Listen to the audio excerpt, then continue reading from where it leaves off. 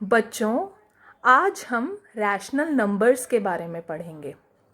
तो rational numbers के बारे में जानने से पहले सबसे पहले हम देखेंगे कि इंटीजर्स क्या होते हैं।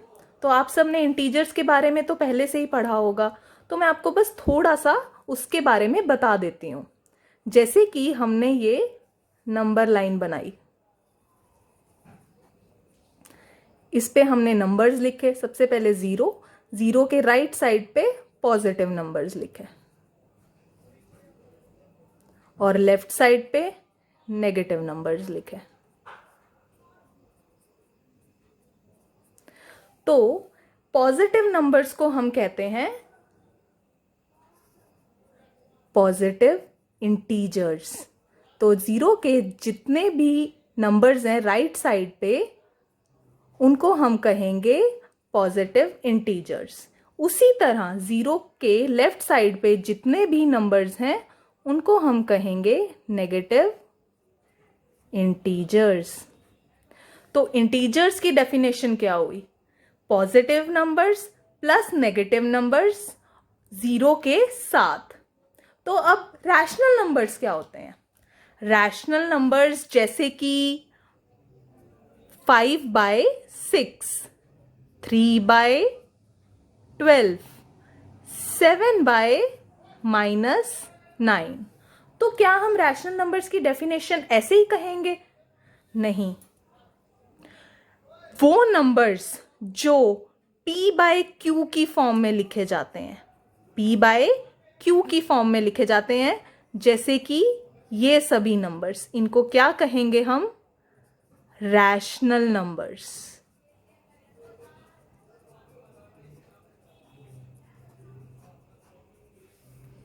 p/q क्या? p इज न्यूमरेटर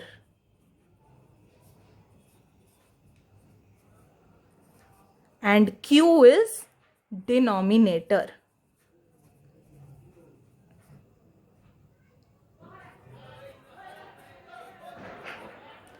पर रैशनल नंबर्स के लिए इतनी सी डेफिनेशन काफी नहीं है। p/q की फॉर्म में तो नंबर्स होने चाहिए, पर वो नंबर्स तभी रैशनल नंबर्स होंगे अगर वो दो कंडीशंस को फुलफिल करें। अब वो दो कंडीशंस क्या हैं? Two conditions need to be fulfilled.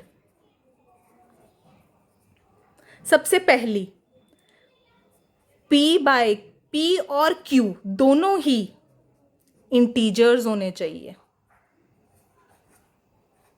चाहे वो पॉजिटिव हो चाहे वो नेगेटिव हो। ठीक है। और दूसरी कंडीशन ये है कि q 0 के इक्वल नहीं होना चाहिए। अब q 0 के इक्वल क्यों नहीं होना चाहिए? जैसे कि हम एक एग्जाम्पल लेते हैं।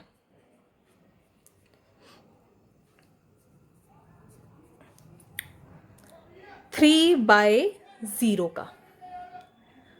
अब 3 को जब हमने 0 से डिवाइड किया तो क्या आया? अगर हम इसको दूसरे तरीके से देखें, 0 को हम किससे मल्टीप्लाई करें कि 3 आ जाए? तो 0 को हम ऐसे किसी भी नंबर से मल्टीप्लाई नहीं कर सकते जो कि हमें 3 दे दे। इसका मतलब ये नंबर अनडिफाइंड है।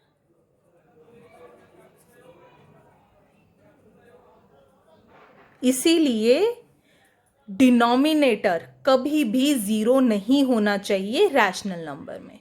तो ये थी रैशनल नंबर्स की इंट्रोडक्शन।